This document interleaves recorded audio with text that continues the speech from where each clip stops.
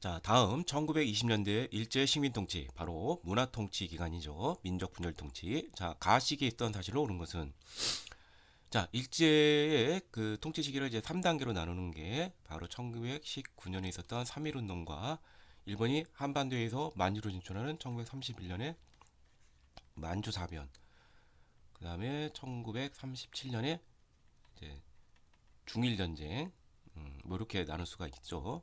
크게는 세 개지만 저는 이렇게 여기 좀 더 나눠보도록 할게요. 해방.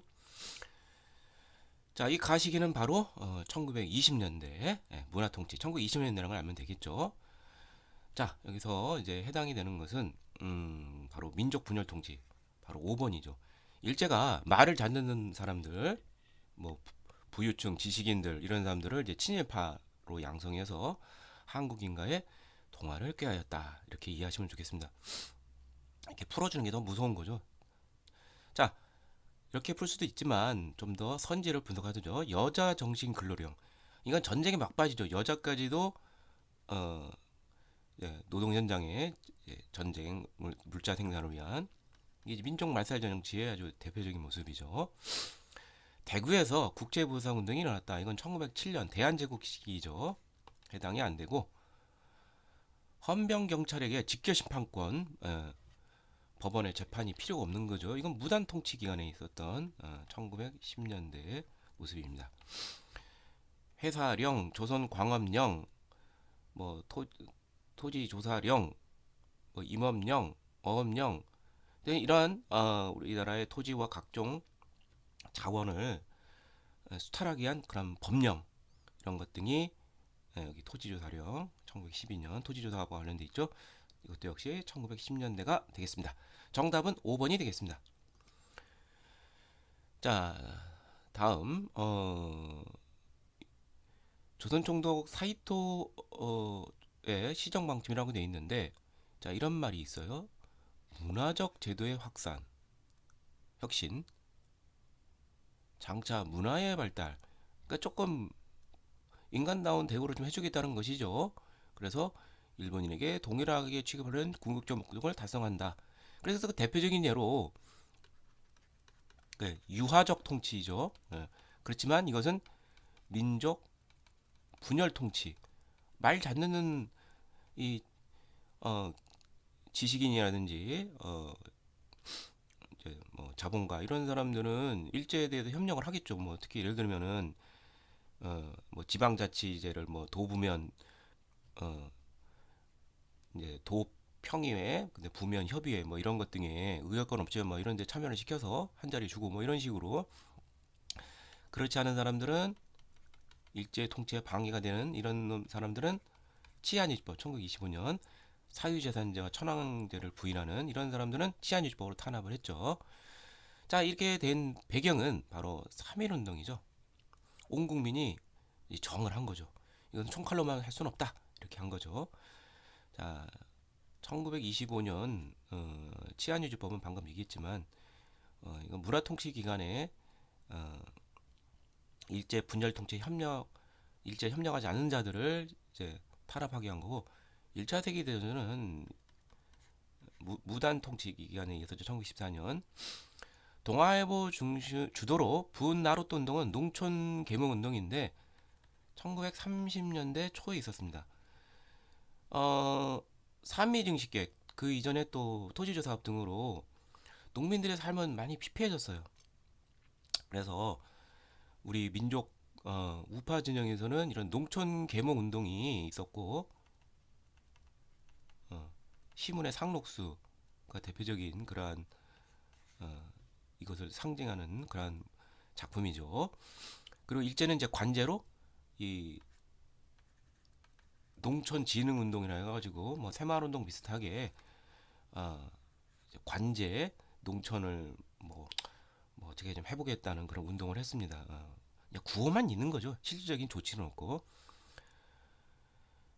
자, 그 다음에 내선 일체를 강조하는 황국 신민의 서서의 암송.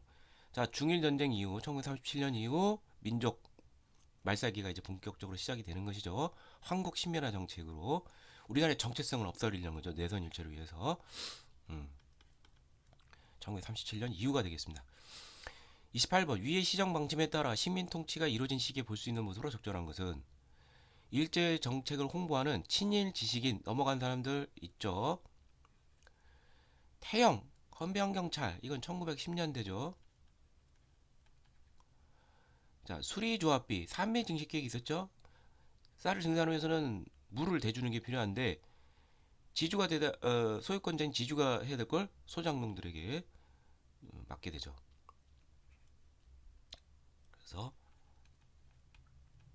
1920년대 일제 대표적인 경제적인 악행 바로 산미증식운동 1920년대 꼭 알아두시고요.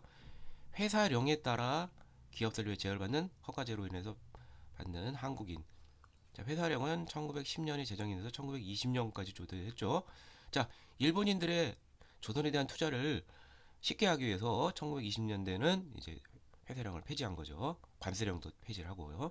그래서 정답은 기역 디귿. 그래서 2번이 되겠습니다. 29번 다음 자료를 활용한 탐구 활동을 하냐 적절한 것은 문관과 무관 중에서 조선 총독을 임명할 수록 하겠다. 문관도 가능하게 했었죠. 예, 이렇게 했지만 실제는 된 건 없고 헌병을 보통 경찰, 제복대검 폐지 등등등등. 예. 자 이렇게 문화 통치를 하게 된 것은 유화적으로 하게 된 것은 온 국민의 저항, 3.1운동이 끼친 영향이 되겠습니다. 만주 사변으로 인한 변화를 정리한다. 일제가 이제 그 대륙으로 진출을 하니까 1931년이잖아요.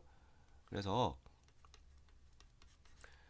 이제 대륙으로 진출을 해서 이제 어차피 전쟁 뭐 이런 걸 준비해야 되겠죠. 그래서 1930년대부터 이제 병참 기자 정책을 펼치고 그 일환으로 북부 지방을 공업화 시킵니다. 그 다음에 이제 만주사변이 이제 일제가 이제 하게 된 이유가 1930년대에 있었던 경제 대공황을 타개하기 위한 거였죠.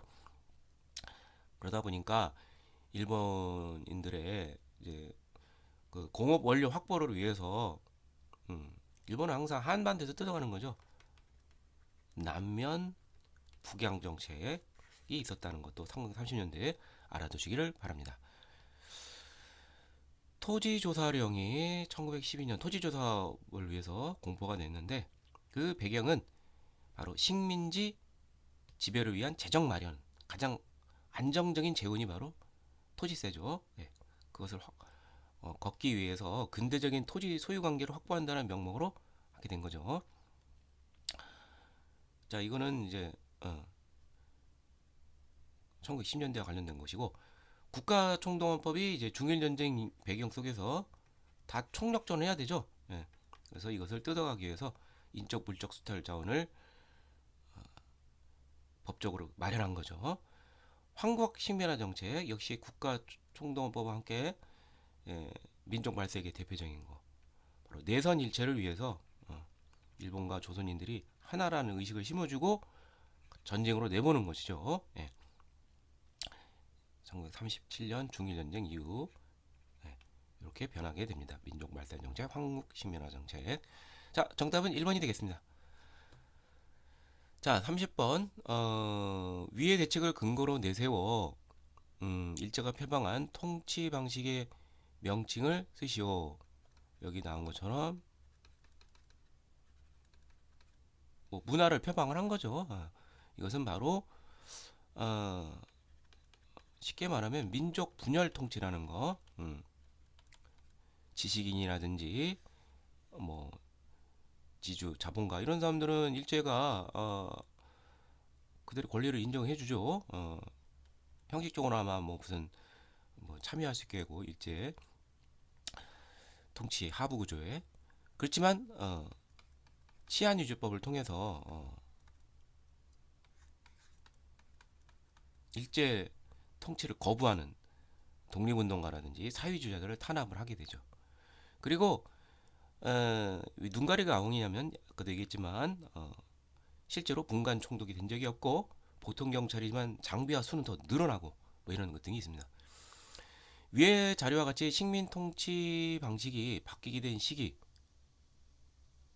연표해서 옳게 고르시오. 바로 3.1운동이죠. 그래서 정답은 3번이 되겠고요.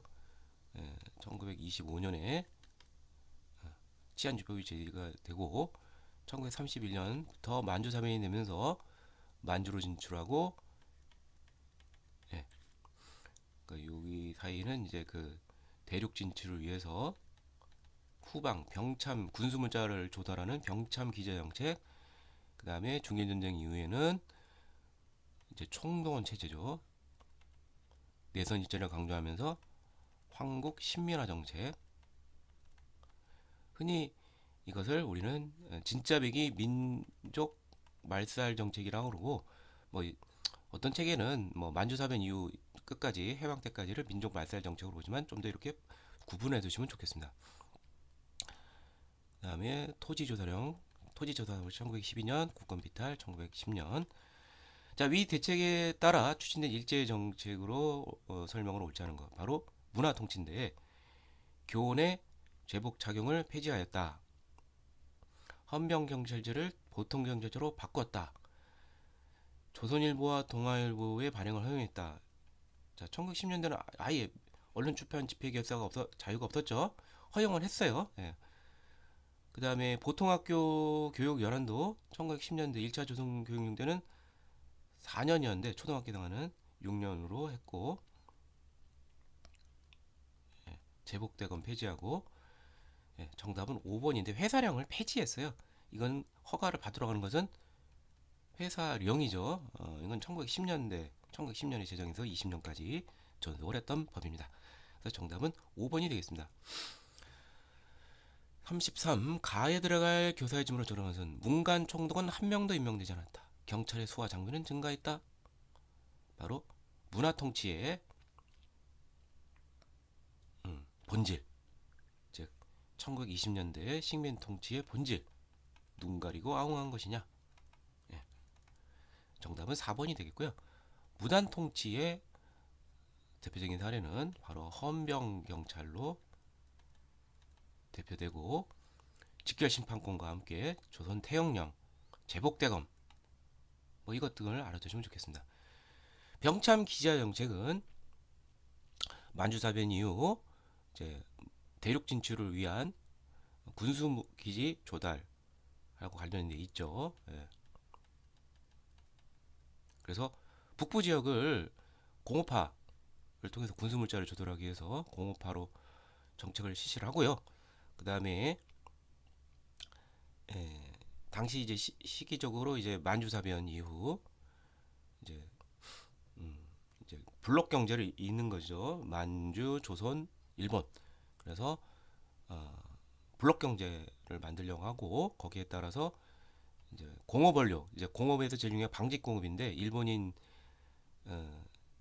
기업을 보호하고 한반도는 신나게 생산해서 뜯어가는 거죠. 예, 식민지가 원래 원료를 공급해 는 것이죠. 그래서 남면 북양 정책 같은 거 등을 1930년대 병참 기지화 정책과 함께 알아보시면 좋겠습니다. 민족 말살 통치, 잘 일제가 이제 중일전쟁 이후 한반 조선의 청년들을 전쟁으로 내몰기 위해서 내선 일체를 내세우며 우리의 민족적인 정서 이런 걸 모두 다 없애버리는 그런 내용이죠. 그리고 또 하나는 국가총동원법으로 설명이 되는 인적 불적 수탈.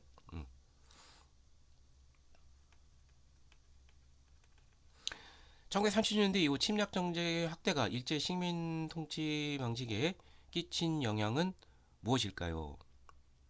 자, 점점 전쟁으로 치닫게 되는 것이죠. 그러면서 이제 내선 일체를 내세우게 되면서 우리의 민족적인 정신, 정체성을 없애기 위해서 민족 말살 통치로 나아가는 것이다. 이렇게 이해하시면 되겠습니다. 정답은 4번이 되겠습니다. 34번. 밑줄근 이 시기에 있던 사실로 옳은 것은, 자, 지방 자문기관 의원을 뽑는 선거 장면이다. 이 시기에 문화 정치를 표방하면서 한국인도 지방, 이게 바로 일제 시대 때 이제 도, 부, 면이 있는데 도 평의회, 부면 협의회, 뭐 요즘 뭐 지방자치 비슷하게 하는데 지방자치의 핵심은 의결권인데 의결권이 없고 그냥 자문 정도 하는 걸로 되는 것이죠. 그러니까 1920년대 문화통치 이걸 생각하면 됩니다. 자, 회사령이 폐지됐다. 1920년 폐지됐죠? 그것은 우리 기업을 좋게 준 것이 아니라 일본인 기업이 투자를 용이하게 한 것이고 조선 총독의 자격 기준이 바뀌었다. 예, 맞죠? 문간 총독이 가능은 하지만 실제로 된 적은 없었다. 사회주의 세력인 조선공산당이 이제 1920년에는 조선공산당 사회주의가 급증하게 되죠. 1925년에 결성이 됩니다. 탄압받죠. 치안유지법으로. 조선교육령이 개정이 되어 대학 설립이 가능해졌다. 1922년 2차 조선교육령. 그렇지만 이것을 믿고 우리는 밀리대학 설립운동을 추진했지만 일제는 이것을 방해하기 위해서 경성제국대학을 1924년에 설립을 했다. 정답은 5번인데 헌병사령관을 경무총감, 경무라는 건 경찰 업무를 총괄하는 거죠. 헌병사령관이 군인인데 이걸 유명한 경찰을 하는 거. 이게 바로 헌병경찰 통치죠. 예. 1910년대죠. 그래서 정답은 5번이 되겠습니다. 다음 자료의 내용이 담긴 법령. 국채를 변역 천황제 독립운동가들 사유재산을 부인하는 사유주의자들 바로 치안유지법이 되겠습니다. 회사령은 1910년 제정이 돼서 허가제죠. 조선 총독에. 조선 대혁령은 1912년 조선에게만 적용이 되는 매질을 가는 야만적인 벌이다. 둘 다 1910년대 모습이고요. 국가총독법은 1938년 중일전쟁 이후 인적 물적 수탈을 극대화하게 한 말 그대로 총동원 시킬 수 있는 법이죠. 민족 말살기의 대표적인 법령이고 경찰범 처벌 규칙. 자, 이게 경찰 제가 보기엔 좀 잘못 나온 것 같긴 한데 경범죄 뭐 이런 가벼운 것 등도 같은 경우에는 헌병 경찰이 직결 심판관과 함께 어, 처벌할 수 있는 그러한 권한이 되겠습니다. 예, 직결 심판대하고 함께. 자, 정답은 치안유지법 3번이 되겠습니다. 36번 그래프를 기반으로 문화통치를 실시한 목적을 기술하시오. 자, 여기 보면은 경찰 기관이 1918년에 750, 뭐 이렇게 많이 늘어났네요. 예. 그러니까 문화통치라는 것은 바로 어, 형태만 무늬만 보통 경찰이 헌병 경찰에서 이걸로 바뀌었을 뿐 경찰이나 수나 장비 이런 게 더 증가를 했다는 그런 음, 실상이라는 거 가장을 하는 것이죠. 문화적인 것을. 다음 그래프는 한국의 쌀 생산량과 쌀의 일본 이출량 나가는 거죠. 이건 이제 뭐 산미 증축 계획을 물어보는 것이죠. 이제 전후 1차 세계전 이후 이제 일본이 이제 공업화 정책을 이제 맹렬하게 추진을 하면서 이 농업 부분이 약해지는 거예요. 그래서 이 문제를 해결하기 위해서는 한반도에서의 쌀에 가져오는 거죠. 그래서 엄청나게 생산을 해요. 예. 근데 생산량은 뭐 이렇게 됐는데 뭐 줄어들 때도 있었어요. 근데 반출량은 어떻게 되느냐? 계속 늘어나죠. 예. 생산량 목표보다도 이출량 이게 더 늘어나는 거죠. 자, 그래서 위 그래프를 활용한 탐구 주제는 바로 산미 증식 계획의 결과다. 그러면 국내에 쌀이 없으니까 농민들은 어떻게 되느냐? 먹을 게 없으니까 만주에 잡곡을 먹는다든지 또 토지도 없는 현실이에요. 대부분 소작농. 그래서 만주나 연해주 등지로 이제 떠나게 되는 것이죠. 자, 다음 38번. 이와 같은 결과를 가져온 일본의 경제 정책 바로 뭐냐? 한국 농민이 쌀 증산에 되는 비용을 부담하게 되는 것이죠. 특히 이것도 지주가 하는 게 아니라 지주에서 소작농에게 전가가 되는 아주 안 좋은 것이죠. 자, 나머지 보도록 하죠. 동양척식 주식회사의 토지 소유지가 늘었다. 또 여기 3번에 한국 농민의 간섭적인 경작권, 이게 소작농들이 대부분이잖아요. 요 두 개는 1910년대 토지조사 사업과 관련된 것입니다. 예. 그러니까 식민지 지주제라고 하죠. 일본은 지주편을 계속 들어줬기 때문에 일제가 한국인 소유의 은행을 어, 합병화했다. 뭐 이거는 뭐야, 농업과 관련된 것이지 은행과 관련된 게 아니죠. 일본 대기업이 한국에 본격적으로 한 거. 이거는 이제 1920년에 회사령을 없애버리죠. 네, 그거와 관련된 것이죠. 자, 위에 그래프한 상황이 나타나시게 했던 사실은 1920년대로 찾으라는 거예요. 회사령 제정은 1910년이고 오히려 1920년부터 폐지가 됐다. 수리조합, 쌀 생산에 가장 필수적인 거 수리조합, 이게 조직이 됐는데 지주급 마켓을 소장농이 떠맡았다. 자, 동양척식 주식회사는 이미 대한제국기인 1908년에 설립이 됐습니다. 자, 리을이 해당이 되죠. 농민들은 이제 토지주 사업으로 관습적 경작권도 부정당하고 토지조합비도 떠안고 뭐 이게 살기 힘들죠. 국내에서는. 그래서 그보다 더 중요한 먹을 게 없는 거죠. 그래서 만주로부터 잡곡 쌀을 먹는 게 아니라 잡곡 수익이 늘어난다. 정답은 니은 니을이 되겠습니다. 그리고 토지가 없는 사람들은 이제 차라리 그냥 만주 연해주로 가게 되죠. 정답은 4번이 되겠고요. 다음 같은 상황이 나타난 시기에 볼 수 있는 모습으로 가장 적절한 것은, 자, 쌀 수출 이출할 때 어쩌고저쩌고 쭉 되어 있는데 만주산 작곡의 증가, 예,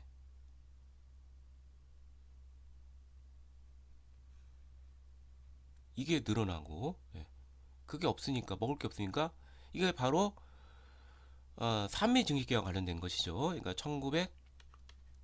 1920년대의 모습을 찾으라는 거예요. 문화통치 기간. 군수 공장에 끌려가는 청년, 강제로 뭔가 일을 시킨다. 이런 건 이제 징용이라고 하죠. 징용, 징병. 이건 민족 말살기죠. 중일전쟁 이유가 되는 것이고, 기사가 삭제된 조선일보를, 자, 조선일보가 문화통치기관으로 한국 언론이 나타났죠. 1920년 동아일보와 함께. 요게 정답이 되죠. 그렇지만 기사가 삭제된 것이 다반사입니다. 일제히 맞지 않으면 그렇죠. 국제보상 기성회, 이게 국제보상 운동이죠. 1907년 대한제국이 있었고, 태영, 조선 태영령 1910년대죠. 관민공동회 독립협회 활동과 관련된 것이죠. 1898년. 예, 그 정답은 2번이 되겠습니다. 자, 그 다음에 이제 41번, 42번은 여기 보면은 한국 내 한일 회사 자본금 비교인데 일본인 회사가 자본금이 훨씬 더 많고 한국은 뭐 정체됐죠. 이게 상대가 안 되죠. 이렇게 자본을 많이 투자했다. 이것은 일본인들이 자유롭게 기업을 설립이 가능해졌기 때문이죠. 회사령 폐지. 이게 1920년대. 그리고 일본 상품이 또 경쟁력이 있는 게 1923년부터는 이제 관세령도 폐지를 해버려요. 그래서 한국인 기업인들이 상대가 안 돼요. 그래서 이거를 해결하기 위해서 1920년대 물산 장려운동이 전개가 됩니다. 자, 그럼 문제를 풀어보죠. 위 그래프와 같은 결과를 가져온 일제의 정책은 회사령을 폐지한 거죠. 일본 기업이 쉽게 들어올 수 있겠다. 자, 군수산업 위주로 산업이 변했다. 이제 이것을 우리는 1930년대 병참 기자 정책이죠. 예, 만주로 진출하고 전쟁을 대비할 수 있는 군수 조달 기지 정책. 예, 그래서 북부 지방을 공급화시켰습니다. 자원이 많은 메가타가 화폐 정리 사업을 추진했다. 이건 대한제국 때죠. 1905년부터. 예, 그래서 백동화 등급 나눠서 가치가 없는 것은 아예 그냥 값도 안 치러주고 이제 제대로 받기가 힘들죠. 화폐 가치를 인정받기가. 산미 증식 계획은 1920년대 정책은 많지만 이거하고는 맞지가 않는 거죠. 회사를 설립할 때 조선 총독의 허락, 이게 이제 회사령이고 1910년이 때가 되겠습니다. 1910년에서 20년까지. 정답 5번이고요. 위 그래프와 같은 상황에 나타나는 시기에 사실로 옳은 것은 치안유지법이 폐지가 됐다. 이건 뭐 해방과 함께 되는 것이죠. 해당 안 되고 조선일보와 동아일보가 폐간이 됐다. 이것도 민족 말살기가 되면은 아마 1940년인가 아마 그때 폐간이 된 걸로 알고 있어요. 예. 이제 전시 체제가 되면은 언론 이런 거 필요도 없죠. 정답은 3번이죠. 경찰 관서와 인원이 죄송합니다. 이것도 틀렸네요. 예. 감소가 아니라 증가로 고쳐야 되겠죠. 수화 장비는 도, 부, 면. 도는 평의회, 부면은 협의회로가 이제 민선으로 구성이 되었다. 친일파 양성에서 정답은 4번이 되겠습니다. 뭐 지방자치제를 협항하면서 일제에 협력하는 자들을 감투 좀 씌워주는 거죠. 일반 관리들이 제복과 칼을 쳤다. 제복대검 이건 1910년대 무단 통치의 상징적인 모습이 되겠습니다. 정답은 4번이 되겠습니다. 43번 미추진 기역이 시행된 이후에 일제가 준하는 정책. 일제는 한반도에서 해사를 통제하는 법령을 회사령을 폐지를 하는 것이죠. 예, 1920년부터. 자, 그러면 자 봅시다. 이건 뭐 좀 여러분들이 알 수 있는 그러한 법령도 있고 모르는 법령도 있을 거예요. 근데 확실히 아는 것부터 해봐요. 회사령 폐지 이후 삼미 증식 계획이 1920년부터 추진이 됐죠. 맞는 내용이죠. 어업령, 조선광업령, 임업령, 토지조사령, 각종 한국의 자원, 뭐 토지 자원이라든지 여러 가지 자원을 수탈하려는 목적으로 각종 령을 선포하죠. 이건 1910년대죠. 해당이 안 되죠. 전쟁 수행 등 군사적 목적으로 경의선을 부설했다. 이게 이제 1906년인데 러일 전쟁 중에 이제 부설을 했어요. 그러니까 이제 러일 전쟁을 앞두고 대한제국 자 서울이고 이게 부산 신의주가 되는데 이 축을 만든 거예요. 이게 대륙으로 진출하는. 그래서 경부선이 1905년 개통되고 1906년 개통. 그러니까 러일 전쟁 중에 신나게 가설을 한 거죠. 예, 이건 해당이 안 됩니다. 자, 신은행령이라는 것은 자 이제 그 일본인들의 이제 기업의 한국 진출이 이제 활발하게 이루어지죠. 기업하고 밀접한 관련이 은행이죠. 요거를 돕기 위해서 신은행령을 1920년대에 발표를 했습니다. 뭐 연도는 정확하게 잘 모르겠지만 우리가 이렇게 유추해 볼 수가 있습니다. 자, 그래서 정답은 기업과 니은이 되겠습니다. 1번이 되겠습니다. 좀 어려운 문제에 속하네요. 예.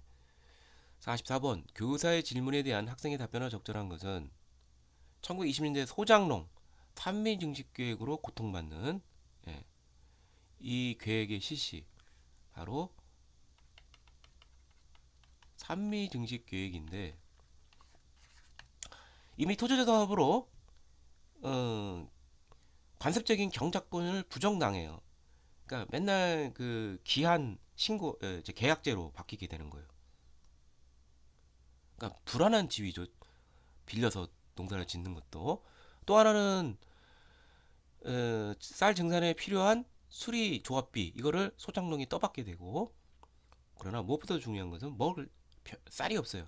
그래서 값싼 만주의 잡곡을 먹는다든지 아니면 그냥 한반도를 떠나서 만주나 연해주로 간다든지 이렇게 되겠죠. 그래서 정답은 4번이죠. 쌀 소비량이 줄어들죠. 왜냐하면 이출량이 너무 많기 때문에.